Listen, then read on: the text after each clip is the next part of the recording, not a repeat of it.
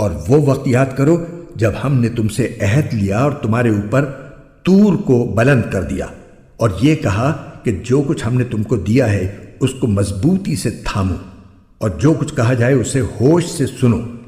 کہنے لگے ہم نے پہلے بھی سن لیا تھا مگر عمل نہیں کیا تھا، اب بھی ایسا ہی کریں گے۔ اور دراصل ان کے کفر کی نحوست سے ان کے دلوں میں بچھڑا بسا ہوا تھا۔ آپ ان سے کہیے کہ اگر تم مومن ہو تو کتنی بری ہیں وہ باتیں جو تمہارا ایمان تمہیں تلقین کر رہا ہے۔ آپ ان سے کہیے کہ اگر اللہ کے نزدیک آخرت کا گھر تمام انسانوں کو چھوڑ کر صرف تمہارے ہی لیے مخصوص ہے جیسا کہ تمہارا کہنا ہے تو موت کی تمنا تو کر کے دکھاؤ اگر واقعی سچے ہو۔ اور ہم بتائے دیتے ہیں کہ انہوں نے اپنے جو کرتوت آگے بھیج رکھے ہیں ان کی وجہ سے یہ کبھی ایسی تمنا نہیں کریں گے۔ اللہ ظالموں کو خوب جانتا ہے، بلکہ یقیناً تم ان لوگوں کو پاؤ گے کہ انہیں زندہ رہنے کی ہرس دوسرے تمام انسانوں سے زیادہ ہے، یہاں تک کہ مشرکین سے بھی زیادہ۔ ان میں کا ایک ایک شخص یہ چاہتا ہے کہ 1000 سال عمر پائے، حالانکہ کسی کا بڑی عمر پا لینا اسے عذاب سے دور نہیں کر سکتا، اور یہ جو عمل بھی کرتے ہیں اللہ اسے اچھی طرح دیکھ رہا ہے۔ اے پیغمبر کہہ دو کہ اگر کوئی شخص جبرائیل کا دشمن ہے تو ہوا کرے، انہوں نے تو یہ کلام اللہ کی اجازت سے تمہارے دل پر اتارا ہے جو اپنے سے پہلے کی کتابوں کی تصدیق کر رہا ہے، اور ایمان والوں کے لیے مجسم ہدایت اور خوشخبری ہے۔ اگر کوئی شخص اللہ کا، اس کے فرشتوں اور رسولوں کا اور جبرائیل اور میکائیل کا دشمن ہے تو وہ سن رکھے کہ اللہ کافروں کا دشمن ہے، اور بے شک ہم نے آپ پر ایسی آیتیں اتاری ہیں جو حق کو آشکار کرنے والی ہیں، اور ان کا انکار وہی لوگ کرتے ہیں جو نافرمان ہیں۔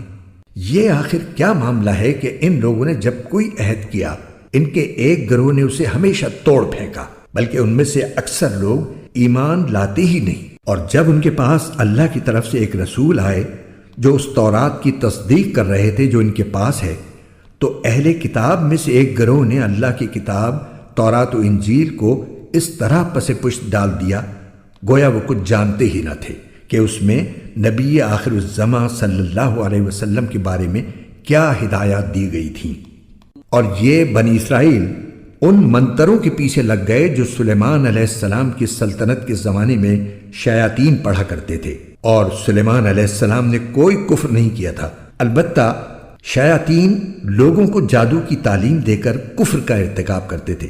نیز یہ بنی اسرائیل اس چیز کے پیچھے لگ گئے جو شہر بابل میں ہاروت اور ماروت نامی 2 فرشتوں پر نازل کی گئی تھی۔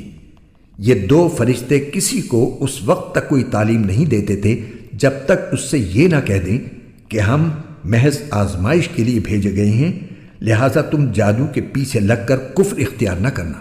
پھر بھی یہ لوگ ان سے وہ چیزیں سیکھتے تھے جس کے ذریعے مرد اور اس کی بیوی میں جدائی پیدا کر دیں۔ ویسے یہ واضح رہے کہ وہ اس کے ذریعے کسی کو اللہ کی مشیت کے بغیر کوئی نقصان نہیں پہنچا سکتے تھے، مگر وہ ایسی باتیں سیکھتے تھے جو ان کے لیے نقصان دہ تھی اور فائدہ مند نہیں تھی۔ اور وہ یہ بھی خوب جانتے تھے کہ جو شخص ان چیزوں کا خریدار بنے گا آخرت میں اس کا کوئی حصہ نہیں ہوگا، اور حقیقت یہ ہے کہ وہ چیز بہت بری تھی جس کے بدلے انہوں نے اپنی جانیں بیچ ڈالی۔ کاش کہ ان کو اس بات کا حقیقی علم ہوتا، اور اس کے برعکس اگر وہ ایمان اور تقوی اختیار کرتے تو اللہ کے پاس سے ملنے والا ثواب یقیناً کہیں زیادہ بہتر ہوتا۔ کاش کہ ان کو اس بات کا بھی حقیقی علم ہوتا۔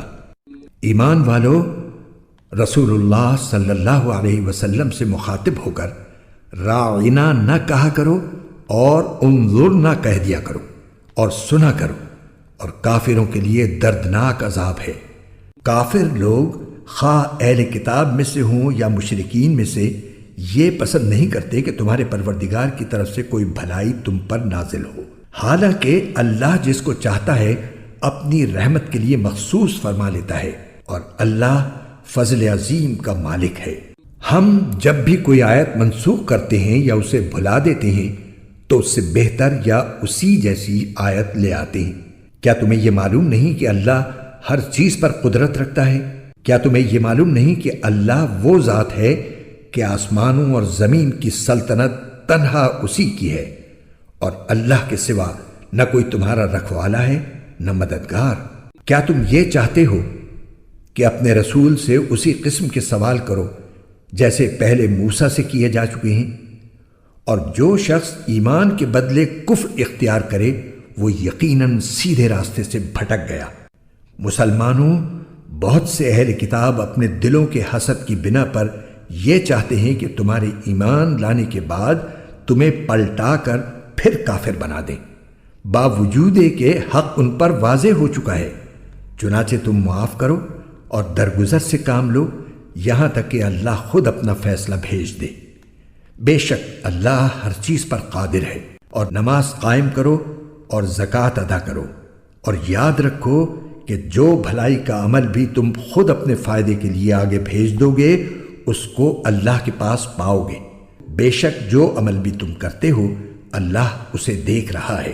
اور یہ یعنی یہودی اور عیسائی کہتے ہیں کہ جنت میں سوائے یہودیوں یا عیسائیوں کے کوئی بھی ہرگز داخل نہیں ہوگا۔ یہ محض ان کی آرزویں ہیں۔ آپ ان سے کہیے کہ اگر تم اپنی اس دعوے میں سچے ہو تو اپنی کوئی دلیل لے کر آؤ۔ کیوں نہیں؟ قاعدہ یہ ہے کہ جو شخص بھی اپنا رخ اللہ کے آگے جھکا دے اور وہ نیک عمل کرنے والا ہو اسے اپنا اجر اپنے پروردگار کے پاس ملے گا، اور ایسے لوگوں کو نہ کوئی خوف ہوگا اور نہ وہ غمگین ہوں گے۔ اور یہودی کہتے ہیں کہ عیسائیوں کے مذہب کی کوئی بنیاد نہیں، اور عیسائی کہتے ہیں کہ یہودیوں کے مذہب کی کوئی بنیاد نہیں، حالانکہ یہ سب آسمانی کتاب پڑھتے ہیں۔ اسی طرح وہ مشرکین جن کے پاس کوئی آسمانی علم ہی سرے سے نہیں ہے انہوں نے بھی ان اہل کتاب کی جیسی باتیں کہنا شروع کر دی ہیں۔ چنانچہ اللہ ہی قیامت کے دن ان کے درمیان ان باتوں کا فیصلہ کرے گا جن میں یہ اختلاف کرتے رہے ہیں۔ اور اس شخص سے بڑا ظالم کون ہوگا جو اللہ کی مسجدوں پر اس بات کی بندش لگا دے کہ ان میں اللہ کا نام لیا جائے اور ان کو ویران کرنے کی کوشش کرے۔ ایسے لوگوں کو یہ حق نہیں پہنچتا کہ وہ ان مسجدوں میں داخل ہوں مگر ڈرتے ہوئے۔ ایسے لوگوں کے لیے دنیا میں رسوائی ہے اور انہی کو آخرت میں زبردست عذاب ہوگا۔ اور مشرق و مغرب سب اللہ ہی کی ہیں، لہذا جس طرف بھی تم رخ کرو گے وہیں اللہ کا رخ ہے۔ بے شک اللہ بہت وسعت والا بڑا علم رکھنے والا ہے۔ یہ لوگ کہتے ہیں کہ اللہ نے کوئی بیٹا بنایا ہوا ہے، حالانکہ اس کی ذات اس قسم کی چیزوں سے پاک ہے، بلکہ آسمانوں اور زمین میں جو کچھ ہے اسی کا ہے، سب کے سب اس کے فرما بردار ہیں۔ وہ آسمانوں اور زمین کا موجد ہے، اور جب وہ کسی بات کا فیصلہ کرتا ہے تو بس اتنا کہتا ہے کہ ہو جا، چنانچہ وہ ہو جاتی ہے۔ اور جو لوگ علم نہیں رکھتے وہ کہتے ہیں کہ اللہ ہم سے براہ راست کیوں بات نہیں کرتا، یا ہمارے پاس کوئی نشانی کیوں نہیں آتی۔ جو لوگ ان سے پہلے گزرے ہیں وہ بھی اسی طرح کی باتیں کہتے تھے جیسی یہ کہتے ہیں۔ ان سب کے دل ایک جیسے ہیں۔ حقیقت یہ ہے کہ جو لوگ یقین کرنا چاہیں ان کے لیے ہم نشانیاں پہلے ہی واضح کر چکے ہیں۔ اے پیغمبر، بے شک ہم نے تمہیں کو حق دے کر اس طرح بھیجا ہے کہ تم جنت کی خوشخبری دو اور جہنم سے ڈراؤ، اور جو لوگ اپنی مرضی سے جہنم کا راستہ اختیار کر چکے ہیں ان کے بارے میں آپ سے کوئی باس پرس نہیں ہوگی۔ اور یہود و نصارہ تم سے اس وقت تک ہرگز راضی نہیں ہوں گے جب تک تم ان کے مذہب کی پیروی نہیں کرو گے۔ کہہ دو کہ حقیقی ہدایت تو اللہ ہی کی ہدایت ہے، اور تمہارے پاس وحی کے ذریعے جو علم آ گیا ہے، اگر کہیں تم نے اس کے بعد بھی ان لوگوں کی خواہشات کی پیروی کر لی تو تمہیں اللہ سے بچانے کے لیے نہ کوئی حمایتی ملے گا نہ کوئی مددگار۔ جن لوگوں کو ہم نے کتاب دی ہے جبکہ وہ اس کی تلاوت اس طرح کرتے ہوں جیسا اس کی تلاوت کا حق ہے تو وہ لوگ ہی در حقیقت اس پر ایمان رکھتے ہیں، اور جو اس کا انکار کرتے ہوں تو ایسے لوگ ہی نقصان اٹھانے والے ہیں۔ اے بنی اسرائیل، میری وہ نعمت یاد کرو جو میں نے تم کو عطا کی تھی، اور یہ بات یاد کرو کہ میں نے تم کو سارے جہانوں پر فضیلت دی تھی، اور اس دن سے ڈرو جس دن کوئی شخص بھی کسی کو کچھ کام نہیں آئے گا، نہ کسی سے کسی قسم کا فدیہ قبول کیا جائے گا نہ اس کو کوئی سفارش فائدہ دے گی اور نہ ان کو کوئی مدد پہنچے گی۔ اور وہ وقت یاد کرو جب ابراہیم کو ان کے پروردگار نے کئی باتوں سے آزمایا اور انہوں نے وہ ساری باتیں پوری کی۔ اللہ نے ان سے کہا، میں تمہیں تمام انسانوں کا پیشوا بنانے والا ہوں۔ ابراہیم نے پوچھا، اور میری اولاد میں سے؟ اللہ نے فرمایا، میرا یہ عہد ظالموں کو شامل نہیں ہے۔ اور وہ وقت یاد کرو جب ہم نے بیت اللہ کو لوگوں کے لیے ایسی جگہ بنایا جس کی طرف وہ لوٹ لوٹ کر جائیں اور جو سراپا امن ہو، اور تم مقام ابراہیم کو نماز پڑھنے کی جگہ بنا لو۔ اور ہم نے ابراہیم اور اسماعیل کو یہ تاکید کی کہ تم دونوں میرے گھر کو ان لوگوں کے لیے پاک کرو جو یہاں طواف کریں اور اعتکاف میں بیٹھیں اور رکوع اور سجدہ بجا لائیں۔ اور وہ وقت بھی یاد کرو جب ابراہیم نے کہا تھا کہ اے میرے پروردگار، اس کو ایک پرامن شہر بنا دیجئے اور اس کے باشندوں میں سے جو اللہ اور یوم آخرت پر ایمان لائیں انہیں قسم قسم کے پھلوں سے رزق عطا فرمائیے۔ اللہ نے کہا، اور جو کفر اختیار کرے گا اس کو بھی میں کچھ عرصے کے لیے لطف اٹھانے کا موقع دوں گا، مگر پھر اسے دوزخ کے عذاب کی طرف کھینچ لے جاؤں گا، اور وہ بدترین ٹھکانہ ہے۔ اور اس وقت کا تصور کرو جب ابراہیم بیت اللہ کی بنیادیں اٹھا رہے تھے اور اسماعیل بھی ان کے ساتھ شریک تھے، اور دونوں یہ کہتے جاتے تھے کہ اے ہمارے پروردگار، ہم سے یہ خدمت قبول فرما لے، بے شک تو اور صرف تو ہی ہر ایک کی سننے والا، ہر ایک کو جاننے والا ہے۔ اے ہمارے پروردگار، ہم دونوں کو اپنا مکمل فرمانبردار بنا لے، اور ہماری نسل سے بھی ایسی امت پیدا کر جو تیری پوری تابعدار ہو، اور ہم کو ہماری عبادتوں کے طریقے سکھا دے، اور ہماری توبہ قبول فرما لے۔ بے شک تو اور صرف تو ہی معاف کر دینے کا خوگر اور بڑی رحمت کا مالک ہے۔ اور ہمارے پروردگار، ان میں ایک ایسا رسول بھی بھیجنا جو انہی میں سے ہو، جو ان کے سامنے تیری آیتوں کی تلاوت کرے، انہیں کتاب اور حکمت کی تعلیم دے اور ان کو پاکیزہ بنائے۔ بے شک تیری اور صرف تیری ذات وہ ہے جس کا اقتدار بھی کامل ہے، جس کی حکمت بھی کامل۔